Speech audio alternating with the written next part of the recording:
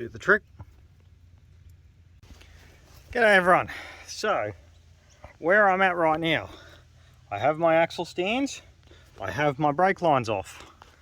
I've got the jack under there supporting the rear of the subframe, so I'm about to drop the bolts for that, and then I can hook the engine crane onto the front, and ideally I can pull all the bolts out of the subframe or out of the K-frame, and I'll be able to gingerly lower the whole front end, including the motor stack, out of the van.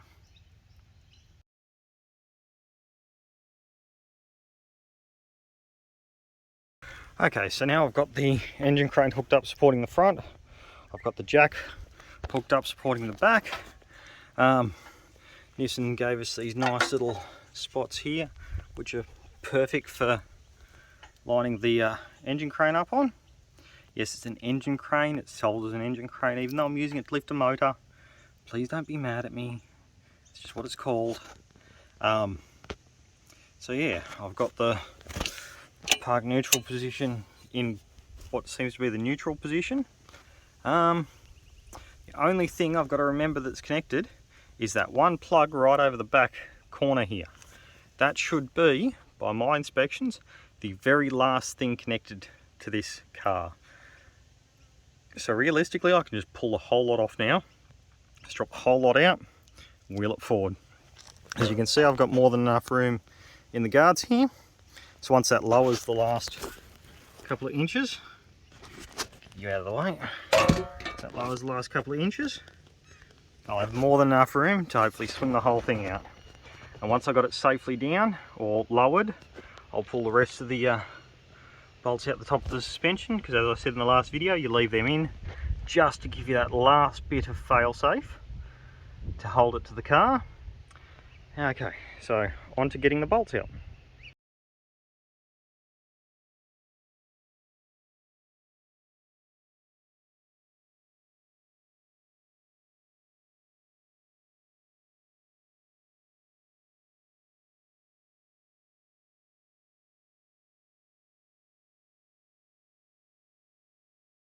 Right, now as you can see, she come away from the body there.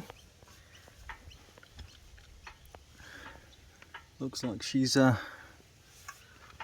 still held up at the back because the jack doesn't have any any strain on it. So, stretch, that's the word I was looking for. Jack doesn't have any stretch in it. Now, let's stay right back, safe, very carefully. Oh geez, that held off the ground. That's not good. It's definitely not good. Something is pinched somewhere. Let's jack you back up. I betcha that was the steering, actually.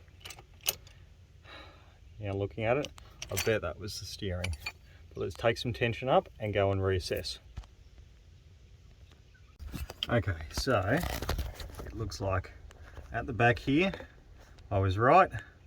It's the steering holding it up, so she should probably be a 12, and I can undo that little collar there, and the bottom half should slide right out.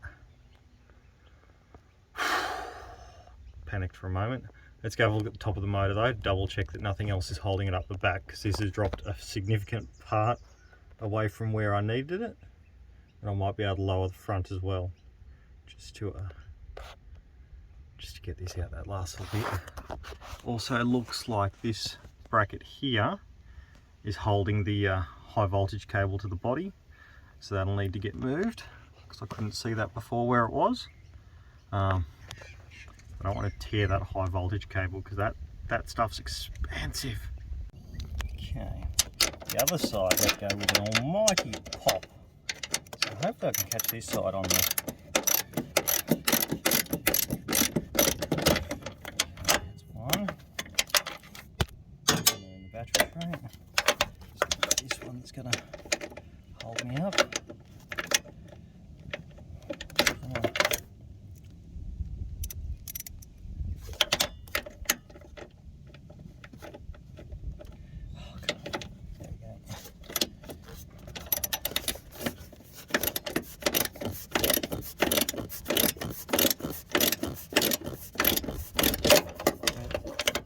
That was me. That was me.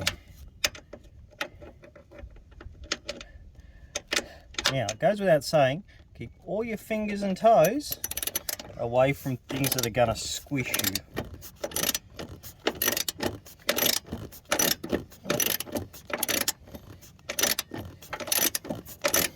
There's a lot of tension on this suspension right now. Like that. And that disappeared. Find that on the ground. But yes, that is... it's now on the ground.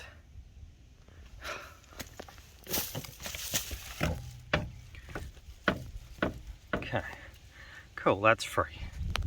Now theoretically, I can drop that back half and it will all be held by the front.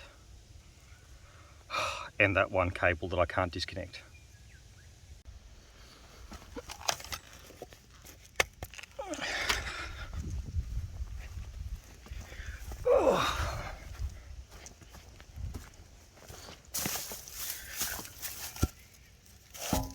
Okay, now it's just to make sure that it gives it a bit more resistance against coming backwards.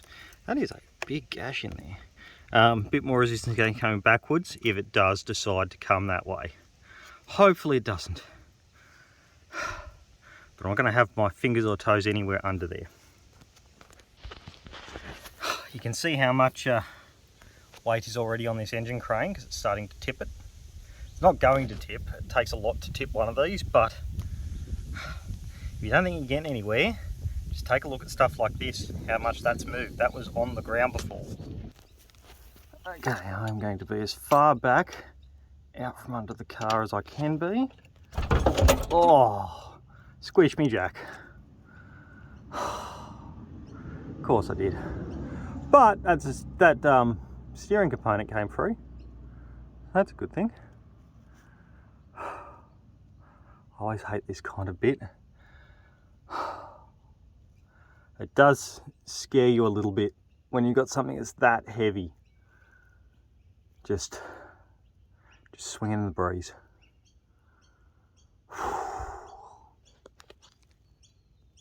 Okay. That should roll. Now let's try this. Ooh. That's supposed to be park according to where the gear selector sits. I'll put you down. Okay, you go there.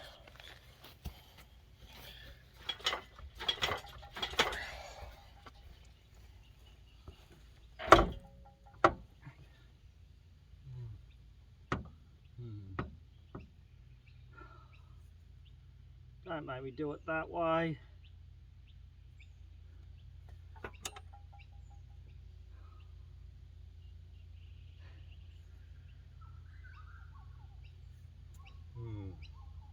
Looks like I may have to lift the body clear of the suspension, which is irritating just a little bit.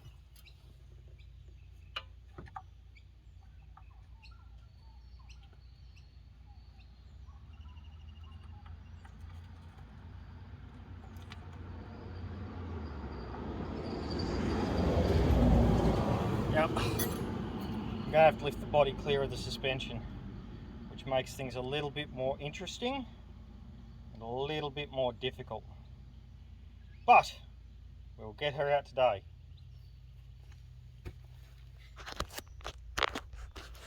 However, what I can do is give you a better look at said plug I couldn't get out before. He's right there. Now, looks like not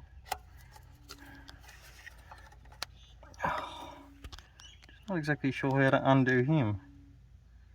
Oh, well, there's an arrow. Just gonna poke that little doodad and that releases that. I'll need two hands for him. Let's see. I balance you just there. You balance. Play nice.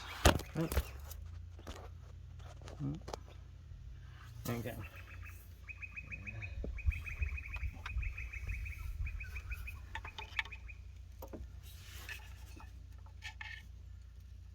you do push in, but that doesn't unlock you. But that does push in a little bit. Do I need a smaller screwdriver to just poke you all the way through? There's a lot of wires going into there. I'm going to assume they're all important. Well, these are probably grounds. Nothing else seems twisted.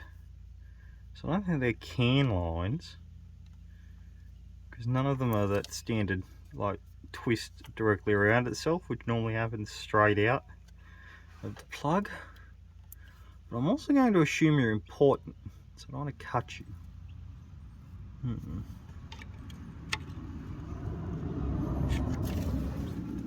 Yeah, I don't want to go fucking with you. Also, it turns out I didn't need the bolt I pulled was here. I assumed this would just slide off like that. However, it actually came off up there. So I didn't actually need to undo you, because the whole thing still slid off there anyway. Which is what I was expecting to happen. Oh, my steering's unlocked. So the steering lock is obviously on the column. And that's the first grease I've got off my on my hands, pulling this whole front end apart. That is literally the dirtiest my hands have been.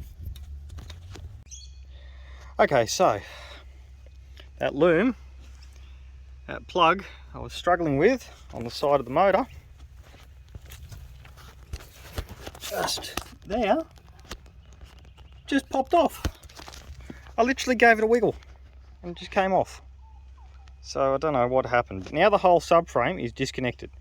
Everything is free. Now I just need to get it out from under the body, which seems I may need to lift the whole body. But yeah, hopefully track there to track there is exactly the same. I think it's like 5 mil each side difference, a 10 mil overall, different from the jumbuck. So I should be able to just slide that whole lot in, make up an adapter plate for the corners, and Robert's your father's brother.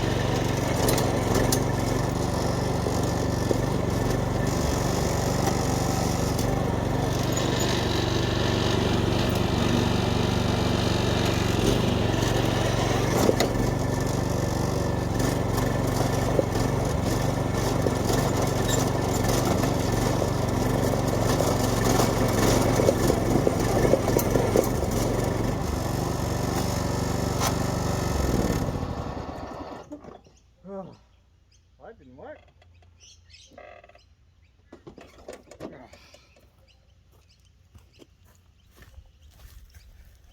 It's getting there though. It is like nearly out. Like very nearly out. Okay, so just like moving the battery, I'm actually being a bit sneaky about this. I'll just drop on the rim.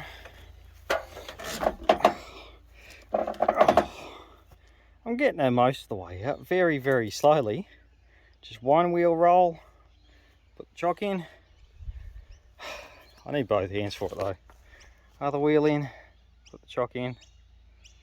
And I'm just inching her out.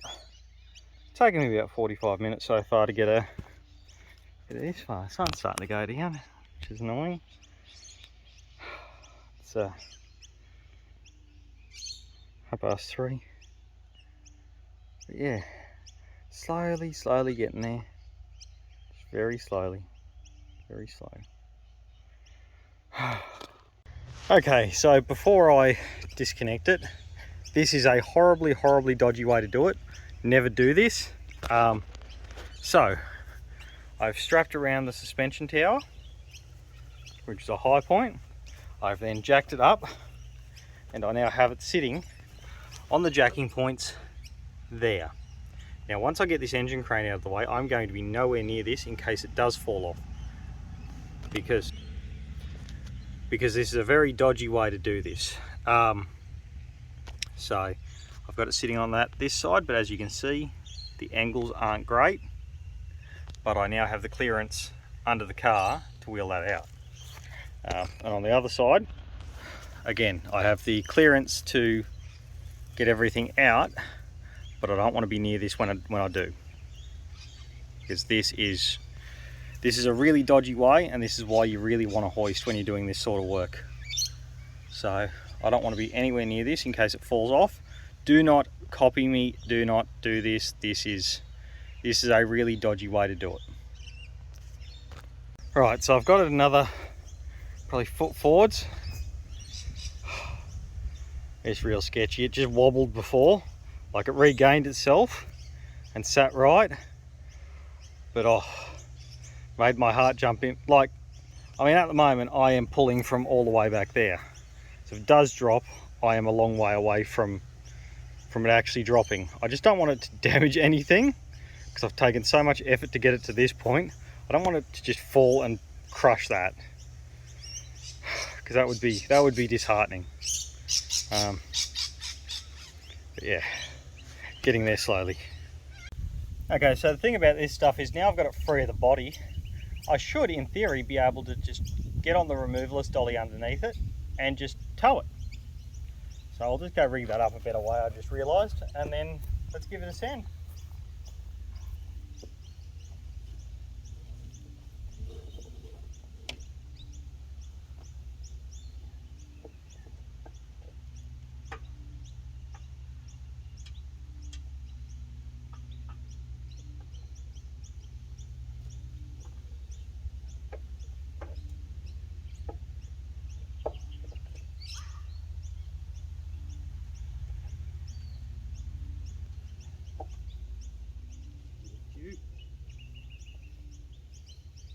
Now for those who can't see, I've gone under the front of the K-frame and then around the removalist dolly. So this should have the dual purpose of pulling the removalist dolly whilst lifting the subframe. So one of two things is going to happen. I'm going to pull it off the subframe, or I'm going to pull it forwards. In theory, it should roll. Let's see.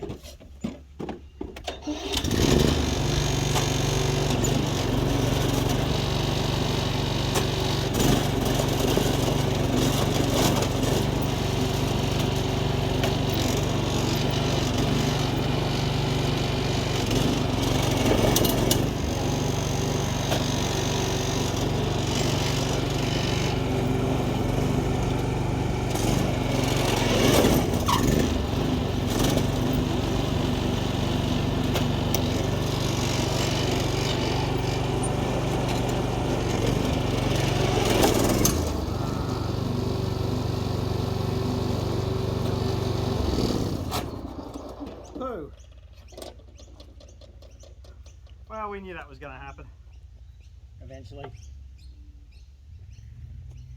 Right where I said it would. That's the bit that's been frayed for days.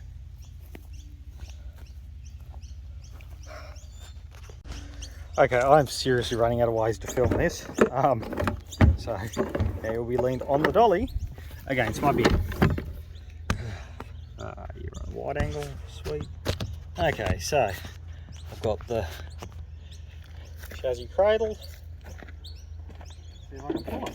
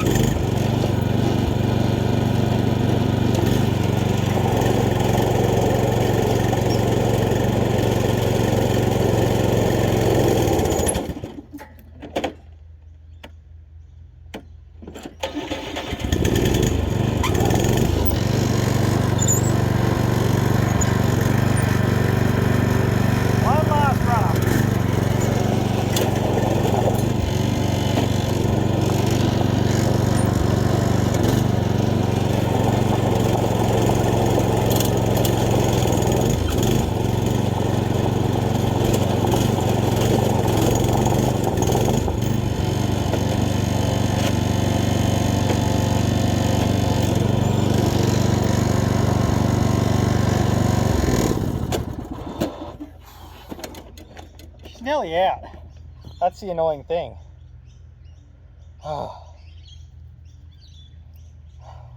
Okay, next try. Because yeah, that is where I have her. Got her basically free.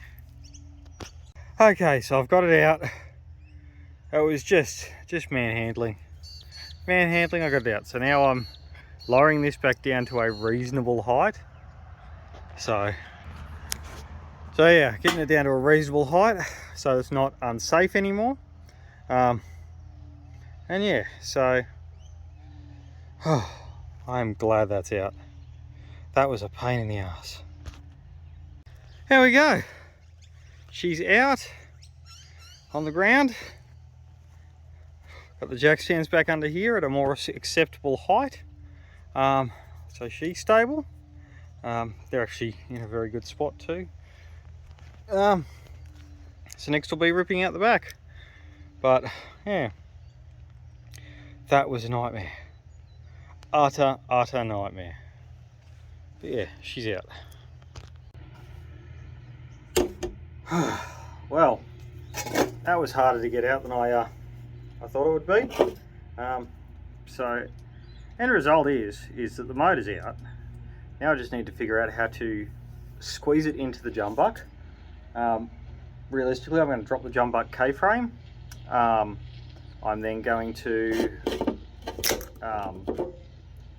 sit the Nissan motor up into position. From there, camera's there. From there, I'm going to work out how to make some adapter plates for it.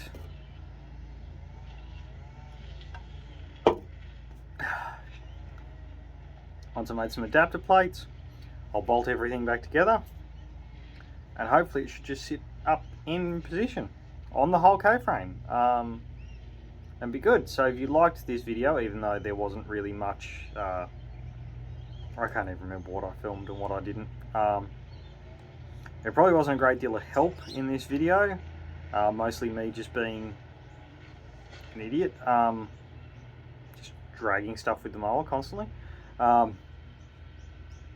Realistically, to get that out with the whole K-frame, it's just a lot of squeezing, finicking, stuffing around and shit.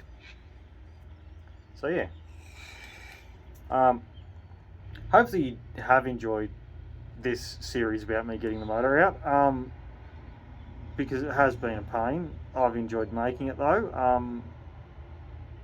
Honestly, it's actually a lot easier. Like, to fully strip that van down is 10 times easier than any combustion engine I've ever stripped. It's just literally plug, a few bolts, drop. It's tight. That's the biggest thing. Like, compared to dropping the engine out of a Land Cruiser or a Patrol or something like that, it is just so much tighter to do it in that little Japanese car.